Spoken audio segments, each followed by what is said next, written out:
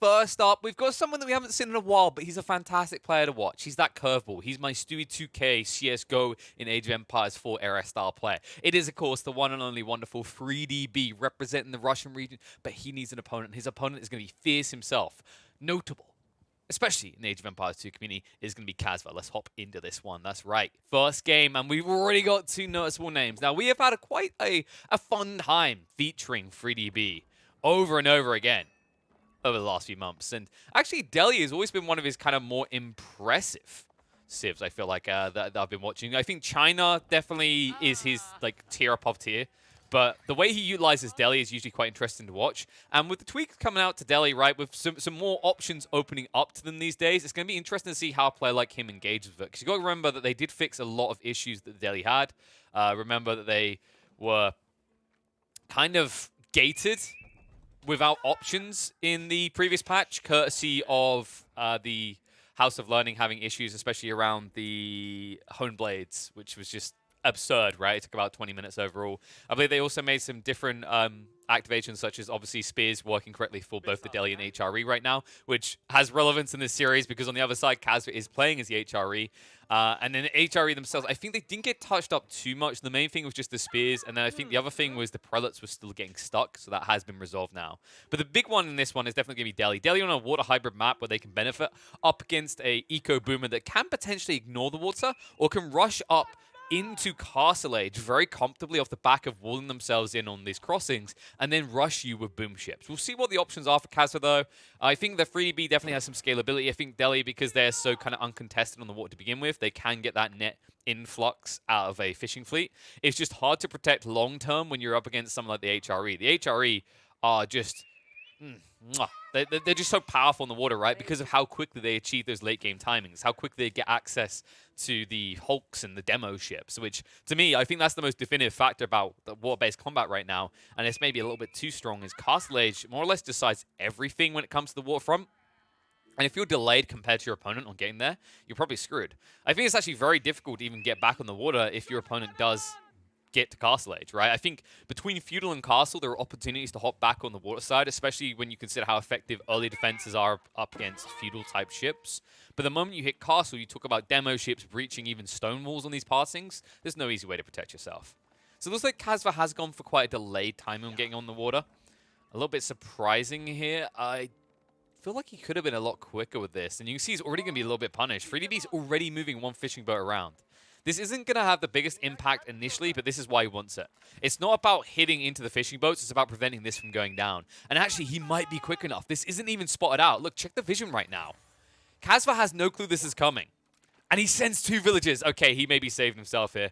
I think one village potentially gets sniped. Two should be absolutely fine, though. And I think he does this because the scouts are in the neighborhood, not because he knows the ship is definitely coming. However, if 3DB positions himself correctly, he can block this the entire time. And that's what he's doing. Yep. Keeping the gap open. Even slowly killing off the village is going to force one of them backing away. And that's an abort straight away. Nicely played by B. Is it a big enough gap, though? We'll have to see. Yep.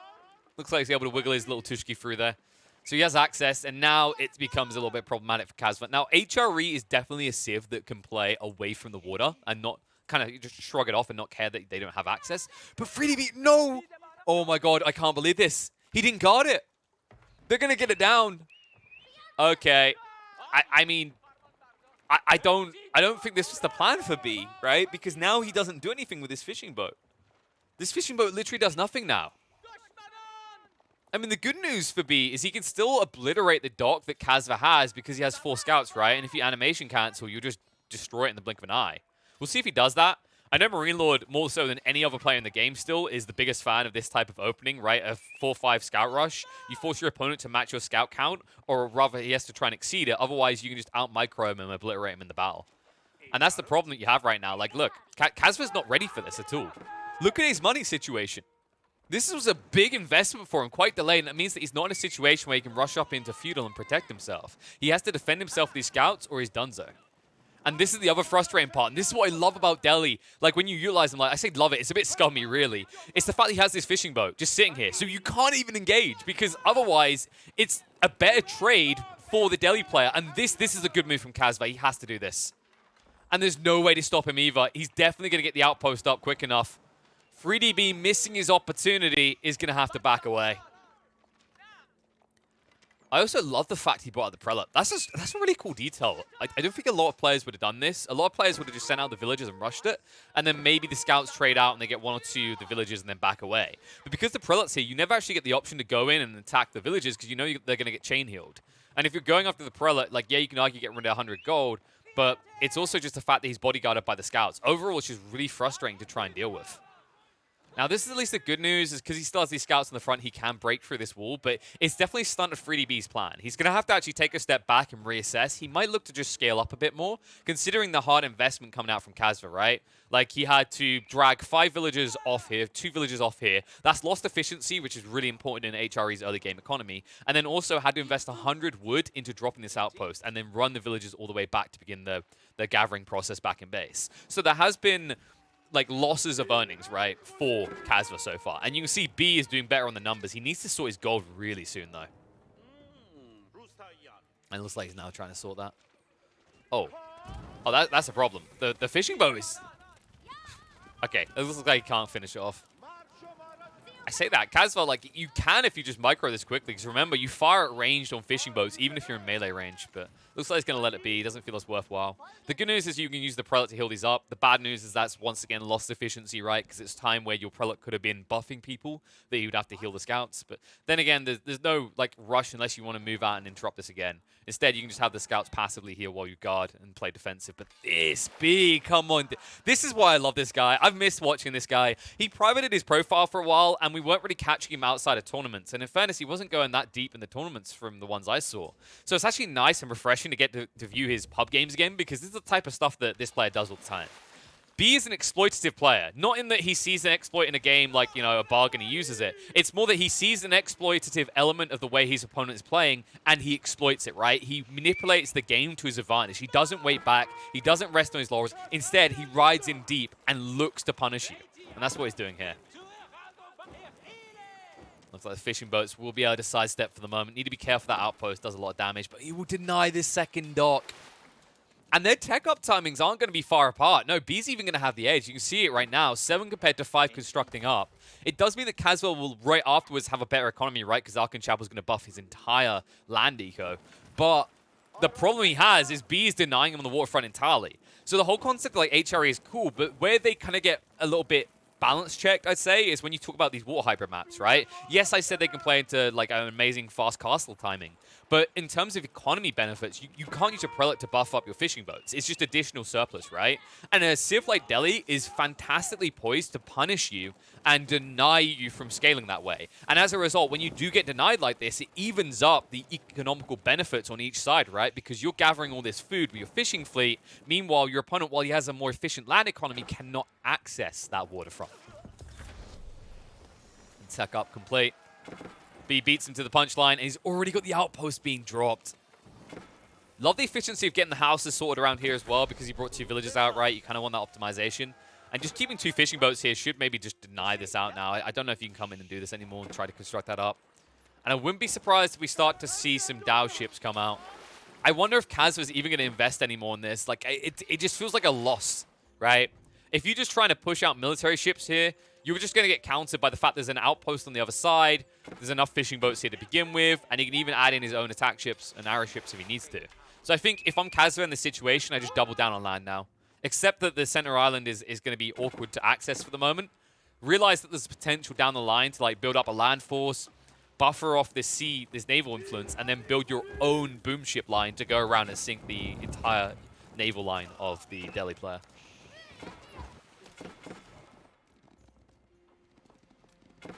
UCB, once again, just trying to manipulate his scouts to the maximum.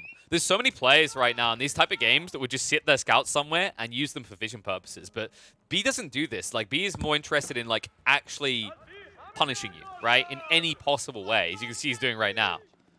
He's like, okay, you still have no military presence. It takes a while, but I'm just going to poke and prod until you just get really peeved about it. And he will garrison the TC. Oh, he loses on the scouts, though. I don't think B's noticed that he's being shot at here. A little bit of a mistake there. I think you could have drawn those back, and then you feel good because you've drawn your opponent's eco away, right? It's 8 villages not working. Still got 2 scouts to work with at the moment, though. Looks like he's going to start to back them out. Oh, the outpost being dropped down. And he's going to spot it out. And he's out of range of the other outpost, so as long as he gets both scouts through, he should be able to animation cancel the villager down. When I say animation cancel, I think they... Did they reduce it? I don't think they completely got rid of it, if I recall correctly. I might be wrong, though. Sorry, no, they didn't they? I'm trying to check now. I have the patch notes up because I don't remember anything being mentioned specifically about animation canceling, which is why I assume that we still have it. Maybe it's just that B is handling other things right now, and as a result, we'll not be able to kill the villager quick enough. I should go try it myself. It's just like I haven't noticed it as frequently in these games. I could have sworn I've seen it once or twice, though. It might be that they just done it on the back end and didn't inform people. I'm not a big fan of when devs do that. I prefer my patch notes to be meaty. Yes, that's the word I'm choosing in this situation. I like girthy patch notes, guys. I'm sorry.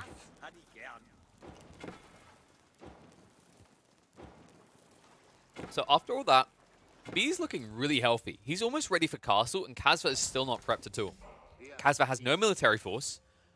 His sea ventures feel like a loss at this point, in my opinion.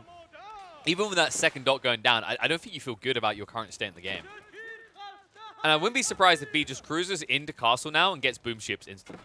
I don't think he's playing for bagglers. I don't think you're ever really playing for bagglers if you're the Delhi. Like, it's a pure pile of dog crap. At the same time, he could be playing for land forces and just go into, like, you know, the home blades, right? I think we could be seeing this return of the home blades. This is the first Delhi game I've got a chance to watch since the patch drop. So I'm kind of curious to see what choice he's going to make here. At the moment, he's just kind of holding on. He's not spending. Instead, he's investing in Horseman. Okay. A very different style, a very different approach here. Most people would have just opted into castle, but B sees something else. I'm curious to know what. I mean, you can kind of play for the sacred sites to an extent, but there's got to be another element to this plan. I'm wondering what it is, though. It's like he's slowly but surely losing these fishing boats as well. The galley isn't even phased by the Dao. Remember, galleys are a lot stronger than Daos are.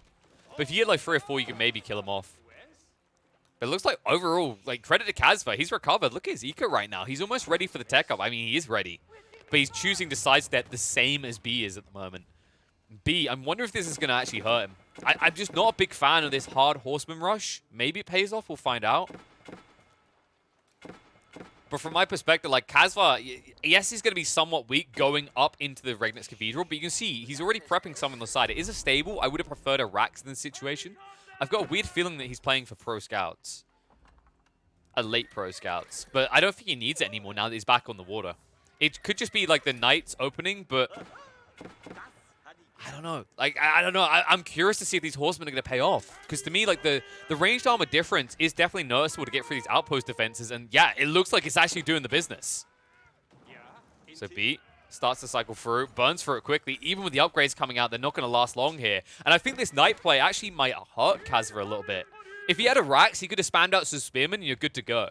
I know there's this hesitation to play into Spears when Knights is such a clear, accessible goal, but I think if Kazva had had the heads up, if he had the knowledge on what's happening in B's base, he might have just opted for Spears because his only opponent at that stage is going to be Horsemen, right? So then you get the more cost-effective solution to protect your Prelates, and it's not like you're missing out on like a movement speed element here, because remember the Prelates move so slowly that the Spears will keep pace. You don't need this superior movement speed of the Knights to secure these relics. B just continue to ramp up. The outpost gone, and this is where it becomes a big denial, right? Think about actually how many fishing boats he had here. A bunch of them got sunk, and more importantly, you're not going to be able to actually gather anymore. So, although Kazva does get his tech up, it feels very costly, and B, very costly investment here. He's completely now ignoring Castle Age. It is a horseman rush, and only a horseman rush. Which means he is very much on the clock. He's got a few minutes to make this work. And so far is definitely ramping up fast. 20 horsemen already. Double stable. You can't really afford many knights, though. We'll see who's going to win this one out. I mean, the horseman spam. It's trip stables with double efficiency, courtesy having the scholar inside. As long as B is able to scale, which he is due to the fact he's got so many fishing boats, he will amass a Zerg and overwhelm Kazva. You can tell this guy came from StarCraft because he plays like a Zerg player. This is filthy. God, B, why are you doing this? We only just got the Horseman buff. Why do you want them to take it away from us? Why? Oh, they're gonna get nerfed now. Maybe. That one extra ranged armor is no joke, folks. Believe me. Especially when he gets the extra blacksmith upgrade. He's up at 3 armor right now. Which means he can tank a hell of a lot. Just look how long it's taken to kill one Horseman here. With 16 people garrisoned in the TC. And there's not enough room to garrison all these villages everywhere. He's going to hemorrhage on the eco. B is hesitant to hang around, though. He's just going to run through. At the moment, he's definitely keeping his opponent in check. And you have to question, how the hell is the Prelate ever going to return these, though? If the Wolf wasn't bad enough, B is looking for this poor little man. And he splits up his forces. He goes scouting for it. And it looks like he's going to find him. He's dodging out the best he can. But if they don't kill him, the Wolf will at this rate. And oh my God, has he actually done it? He has. He dodges him. Plays a game of battleships and has not been sunk. He will get through with that relic. And that's important. That's his second relic. Now he has scalability. Now he can afford the knights. B has problems. B, however, has got big solutions at this rate. Look at the surplus eco here. He stopped investing in this. He thought, okay, this is a nice sidestep, but it just hasn't paid off in the end. So now he's going to look to scale up. 9 people working on the construction. It's going to be a house of learning. And then with this many stables, I'm expecting honed blades and lancers. And that is going to be strong here. Like, yeah, the knights, don't get me wrong, knights have, you know, great value for the HRE, mainly due to the economical benefits, right? It's so easily accessible so quickly. But they're a mismatch up against B here, right? Because the lancers are going to get juiced up on the damage of the home blades. And then, more importantly, also, all these blacksmith upgrades are free. You don't pay for them. Whereas, if you want to even try to get close to matching what the Delhi player is going to do with these lancers, you have to get your blacksmith upgrades as Kasva. And those are pricey. And they still won't close the gap, because that's how powerful home blades is. This outpost is looking quite pathetic. So there it is. Tech up complete. Should be home blades being researched. More outposts being dropped. I feel like Kasva is slipping out of this game. He needs a Ura and he needs it soon. It needs to be a big one. Where is it, though? It's just a few knights riding around. I don't think this is good enough. There's just too many horsemen on the back foot. They block out the attacks. And although your knights individually strike harder, they brought enough sign that the lancers are now arriving. That means Kasva's strategy here is going to be donezo. He can maybe snipe out a few villages before losing the knights, but this trickle-in of knights is just not going to cut it anymore. And home blades has still not been researched. 3DP, what are you doing? Oh, he's so distracted right now. He's got so much going on, right? He's constructing new outposts. He's looking to actually scout out and get rid of any remnant navy. He's defending on the back front, right? Like trying to move his village around and actually block the attacks coming out from the knights. And then he's also trying to cycle around the back to drop more outposts near his opponent's base, which Kaz has now scouted. So there's a lot of things distracting him. And at no point has he just gone over here and pressed one simple button to get hone blades. Well, for the moment, at least, it is not hurting him, though. As you can see, it's just the knights suffering as they just Congo line of death in towards the Delhi territory. Not really the way you want to do it. Both sacred sites have now been capped. So that will click the 10-minute timer at 18 minutes. This is problematic. This sneaking of an outpost is really frustrating. I don't know if it's going to have the range. It might just have the range to hit these villages working on the berries here. That's kind of crippling for Kasva. Kasva doesn't have surplus wood, so he can't force himself into a farm economy. He doesn't really have the room because of how congested he is, right? He got forced to stack hard because of the overwhelming aggression coming out from B with the early Horseman rush, right? It wasn't his choice. It was the only option he had. If he spread out any thinner, he would have ended up being picked off on the edges where the TC couldn't protect him. And he didn't want to go into an early eco, an early military rather, because that slows down his eco booming, right? He wants to be here in castle as quickly as possible. Problem is, what can he do with this castle now? Like, the knights aren't effective. He had a huge lead originally over B, but it just didn't matter because B had so many horsemen in the field. And he doesn't have the edge of, like, controlling the straits here on Danube, which is so important because he doesn't have a dock. He has no way of getting a dock up. So instead, he's just being kind of bent over a barrel 24/7 by B here. He has no plays, and you can see the map is getting ever smaller. He has about a quarter of the map under his control, if that. I feel like I'm being generous at this stage. And these horsemen are so frustrating. They poke and prod, and you can never turn around. It's just not a good trade. Like, for a start, you won't get your initial charge in, and then, yeah, you do more damage than individual horsemen, but you don't do more damage than 10 horsemen. Even in this count, this is not going to be the best trade. Like, you'll get through a decent amount of the Horseman, but the damage done to these Knights is going to be heavy, if not losing 1 or 2 of them. And while that's happening, the Lancers start to ride in. And I just don't know how Casva gets into this now. He needs a transition of some kind. I don't think you can just play, like, the mobile Knight strategy. The Horsemen are being cleaned up, sure, but they're irrelevant. I don't think did they even get upgraded in the end? No. They just didn't matter, because it's all about Lancers now. So he got rid of the rest of his cannon fodder. He distracted your Knights in the southwest, and while that's happening, he shuts down your eco expansion right next to your base. And this is problematic. B just looking formidable right now. Casva, still only Knights. Still no transition. Double Blacksmith, but how can he afford it at this rate? You can get the cheap upgrades. It's the more pricey ones that I'm kind of concerned about here. You've got surplus gold, and that is it. The marketplace will serve you in the short term, but you need to secure an expansion. You need to do it yesterday. This outpost, just so irrelevant. It hasn't done anything because it never got garrisoned, right? So the repair rate's coming out. You're not really sinking anything this entire time. And now Lancers are finally chasing you down over here. Did the Homeblades come out in the end? It's finally underway. This is all without Homeblades, folks. This is how powerful you can be. I love the way that B played this. So many players would have just aggressively went into castle and whoop-de-doo-dah. But this was so much smarter. By the way, can we just talk about this? You know how we always talk about how absurd the warrior monks are for their movement speed? Why is he moving at 1.5 tiles per second? Yes, I know it's a research, but why is it a research? Come on!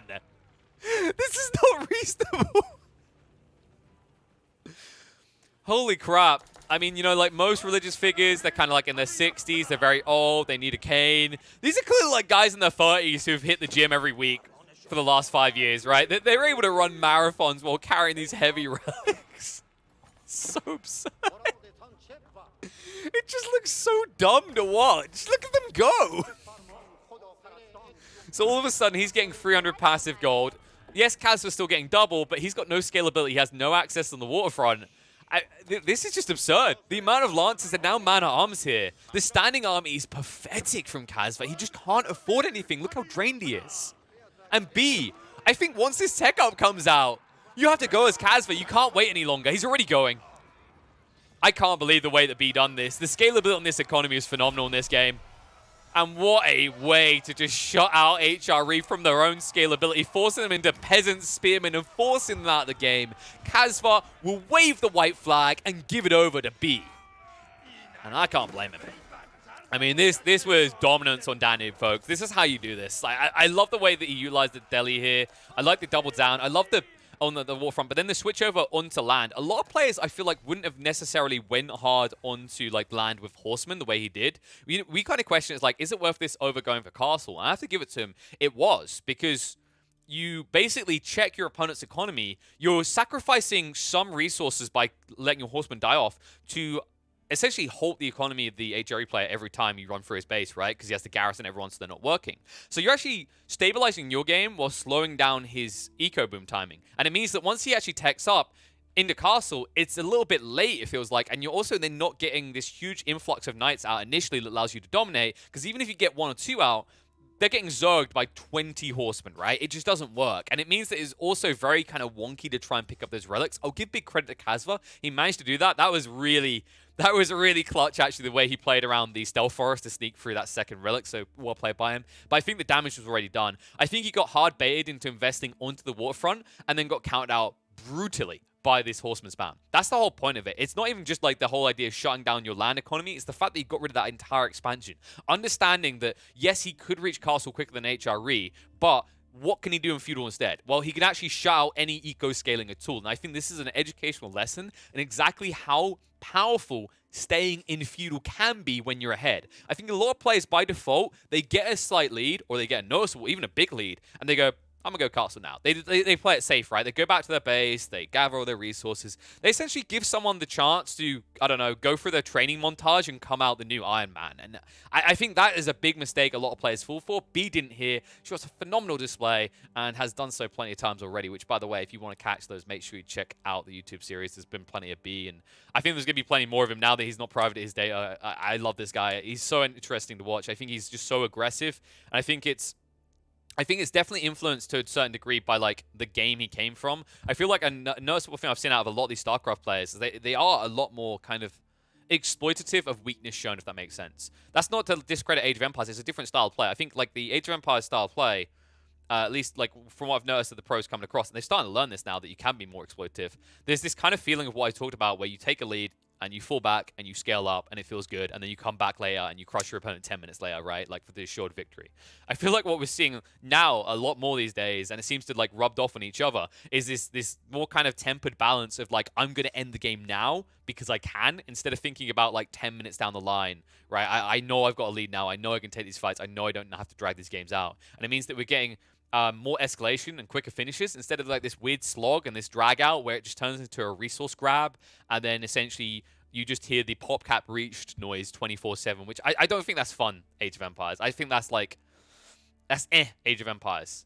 Like, I understand how some games go to that point, but I love to see these games actually going around the midpoint. If you want to see more of these games going around the midpoint, make sure you follow on all the social medias below. Make sure you subscribe on the YouTube side, follow on the Twitch side, follow on the Twitter side, sub on the Twitch side if you want as well. If you got Twitch Prime, no pressure. Or maybe just come across and check out live now. You see those people right there? Look at that. They're happy. Someone was first. Someone likes Empresses. Someone likes my background. What do you like?